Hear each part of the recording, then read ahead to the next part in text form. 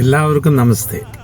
പൊതുവെ എല്ലാവർക്കും ഉള്ള ഒരു സംശയം, കഴിഞ്ഞ ദിവസം എന്നോട് ഒരാള് ഇതിനെക്കുറിച്ചൊരു സംശയം ചോദിക്കുകയുണ്ടായി. അപ്പൊ എനിക്ക് തോന്നി അതൊരു വീഡിയോ ആയിട്ട് ചെയ്യാമെന്ന്. ഇതറിയാത്ത പലരുണ്ട്. നമ്മൾ അമ്പലത്തിൽ പോകുമ്പോൾ ഭഗവാനെ ദർശനം കഴിഞ്ഞ് നമുക്ക് അവിടെ നിന്ന് പ്രസാദം കിട്ടും. ചിലപ്പോൾ അത് പായസമാവാം, അല്ലെങ്കിൽ പൂമാലയാവാം, ജമന്തിമാല ഭഗവാന് ചാർത്തിയതൊക്കെ ആവാം, മുല്ലപ്പൂമാലയാവാം. അങ്ങനെ നമുക്ക് പ്രസാദമായ അമ്പലത്തിൽ നിന്നും ധാരാളം സാധനങ്ങൾ നമുക്ക് കിട്ടാറുണ്ട്. അപ്പോൾ ഇങ്ങനെ കിട്ടുമ്പോൾ ഇപ്പോൾ ഒരു മാല, ജമന്തി മാല കിട്ടിയാൽ എന്ത് ചെയ്യണം? വീട്ടിൽ കൊണ്ടുവന്ന് എന്ത് ചെയ്യണം?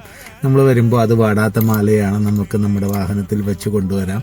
സുരക്ഷിതമായിട്ട് വീട്ടിൽ കൊണ്ടുവന്നാൽ മാലയാണെങ്കിൽ അത് നമുക്ക് പ്രധാന വാതിലിന് മുന്നിൽ തൂക്കാം, അല്ലെങ്കിൽ പൂജാമുറി ഉണ്ടെങ്കിൽ പൂജാമുറിയുടെ വാതിലിൽ അത് നമുക്ക് തൂക്കിയിടാവുന്നതാണ്, ഭഗവാന്റെ ആ ഒരു അനുഗ്രഹം ലഭിക്കുന്നതിന് വേണ്ടി. അതുപോലെ തന്നെ നാരങ്ങാമാല കിട്ടിയാൽ എന്ത് ചെയ്യും?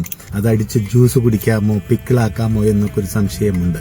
അതും ഇതുപോലെ തന്നെ പ്രധാന വാതിലിന്റെ മുന്നിൽ, അല്ലെങ്കിൽ പൂജാമുറിയുടെ വാതിലിന് മുന്നിൽ നമുക്ക് ചാർത്താവുന്നതാണ്. അത് വാടിയ ശേഷം അത് ഉണങ്ങുന്നതിന് മുമ്പ് തന്നെ നമുക്ക് പൂജാ സാധനങ്ങൾ മാത്രം കളയുന്ന ആ ഒരു ബക്കറ്റിൽ അത് നമുക്ക് നിക്ഷേപിക്കാവുന്നതാണ്.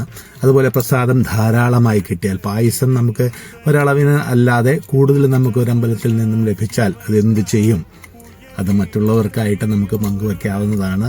അപ്പോൾ എനിക്ക് കിട്ടിയ പ്രസാദം മറ്റുള്ളവർക്ക് കൊടുത്താൽ എൻ്റെ അനുഗ്രഹം പോകില്ലേ? നമുക്ക് കിട്ടിയ ഐശ്വര്യം അല്ലെങ്കിൽ ഭഗവാന്റെ അനുഗ്രഹം അത് മറ്റൊരാൾക്ക് പങ്കിട്ട് പോകുകയില്ല.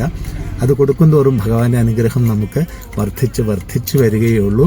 സ്ത്രീകൾക്ക് തലയിൽ ചൂടുന്ന മുല്ലപ്പൂ ഭഗവതിക്ക് ചൂടിയത് അത് പ്രസാദമായി കിട്ടിയാലും അത് ഒത്തിരി ഉണ്ടെങ്കിൽ അത് സ്വന്തമായിട്ട് എനിക്ക് തന്നെ വയ്ക്കണമെന്ന് വിചാരിക്കാതെ മറ്റുള്ളവർക്ക്, ആവശ്യമുള്ളവർക്ക് അത് പകുത്ത് കൊടുക്കും തോറും ഭഗവാൻ അത് സന്തോഷമാണ്. മറ്റുള്ളവർക്ക് കൂടി കൊടുത്തിട്ട് നമ്മളത് സേവിക്കുമ്പോൾ ഭഗവാന്റെ അനുഗ്രഹം നമുക്ക് എല്ലാവർക്കും വർദ്ധിച്ചു വരികയുള്ളൂ. ഇങ്ങനെ ഒരു സംശയം കഴിഞ്ഞ ദിവസം ചോദിച്ചപ്പോൾ എനിക്ക് തോന്നി അത് പലർക്കും ഉണ്ടാവാം. അപ്പൊ അതുകൊണ്ട് ഇതുപോലെ ചെയ്യാവുന്നതാണ്. എല്ലാവർക്കും ശുഭദിനം ആശംസിക്കുന്നു. നമസ്തേ.